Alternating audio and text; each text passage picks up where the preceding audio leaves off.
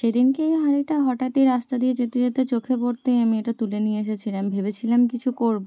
আমি যেখানে যাই দেখতে পাই সেটা মনে হয় যেন ক্রাফটের জন্য আমাকে ডাকছে। তো এটা নিয়ে এসেছিলাম যে একটা গাছ বসাবো বলে। গাছ যখন বসাবো তখন এটাতে একটা সুন্দর করে কিছু আঁকা যাক, যাতে দেখতেও একটু ভালো লাগে। ছোট্ট পাড়া হাঁড়িটা কিউট দেখতে না? একটা ছোট্ট কোনো গাছ বসানো যেতে পারে, নাকি আর্টিফিশিয়াল কোনো গাছ রাখবো জানিও। খুবই সিম্পল কিছু কলকা আমি করে নিচ্ছি।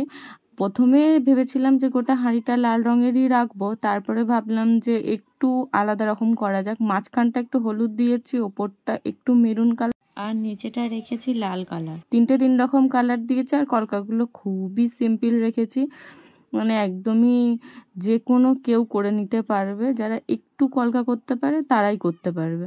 আর একটু বাঁকাচোড়াও হয়ে গেছে, বুঝতেই পারছি। কেমন হলো জানিও। আর এতে মাটির গাছ রাখবো না প্লাস্টিকের।